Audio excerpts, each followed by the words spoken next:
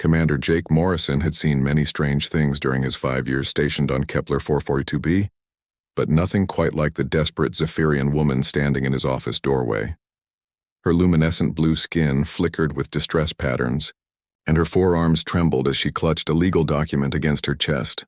"Please," she whispered, her voice carrying the musical quality typical of her species. "My name is Lyranth. I need your help." Jake set down his coffee and gestured to the chair across from his desk. The woman moved with the fluid grace of her people, but her usual confidence was clearly shattered. As the human liaison for the mixed colony of New Harmony, Jake had learned to read the emotional displays of various alien species. Right now, Lyranth was broadcasting pure terror. "What can I do for you?" Jake asked gently. Lyranth's large, opalescent eyes met his. Galactic law states that a Zephyrian widow must remarry within 7 days of her mate's death or forfeit all property and custody of her children to the state. "My husband died 4 days ago."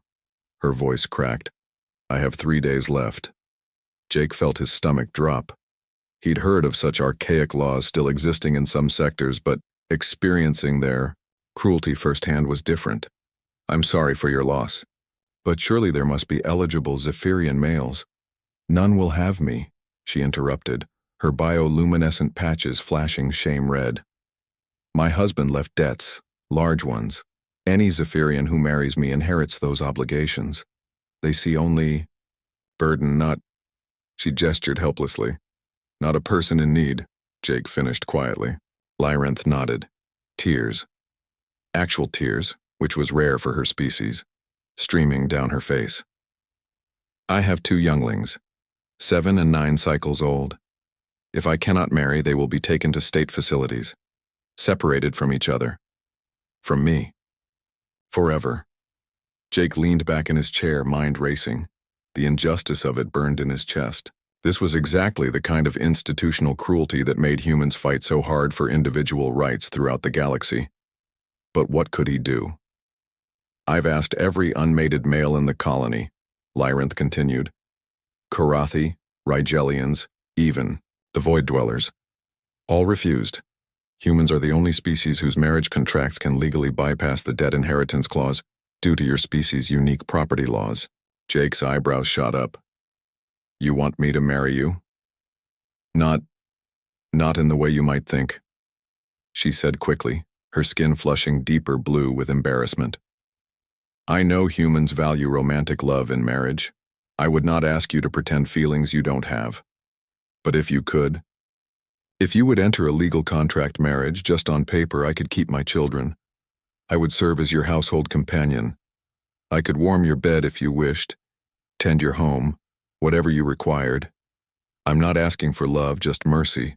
Jake stared at her, his heart breaking. Here was a mother reduced to offering herself as property just to protect her children. The very idea made him sick, but it also made him angry. Angry at a system that would put any sentient being in such a position. "Tell me about your children," he said. Lyranth's expression brightened slightly. "Zephyri is my eldest, brilliant with mechanics, always building little devices. And Kylo, he loves stories, always asking about different worlds and peoples. They're good children. They don't deserve to suffer for their father's mistakes." Jake made his decision. "I'll do it." Lyranth's 4 eyes went, "Wait, you will?" "But not the way you're thinking," Jake said firmly. "I won't have you serving me like some indentured servant. We'll be partners, equals. You help me understand Zephyrian culture better for my liaison work. I provide the legal protection you need. Your children will have a safe home for as long as they need it. But the debts will be handled. That's what humans do. We solve problems together." Jake stood up. "How long do we have to make this official?" "The ceremony must be completed before sunset on the 3rd day," Lyranth said, hardly daring to believe what she was hearing. "Then we'd better get started. Do you have the children with you?" Lyranth nodded toward the hallway. Jake could see 2 small figures peeking around the doorframe. One taller with curious eyes, the other smaller and hiding behind his sibling. "Zephyri, Kylo," Jake called gently. "Want to meet your new dad?" The children approached cautiously. Jake knelt down to their level, noting how they instinctively moved to protect each other. "I know this is scary and confusing," he told them. "But I promise you this, you'll never be separated from your mother or each other again. That's what families do. They stick together." Little Kylo stepped forward first, his young voice barely a whisper. "Will you really keep us safe?" Jake extended his hand.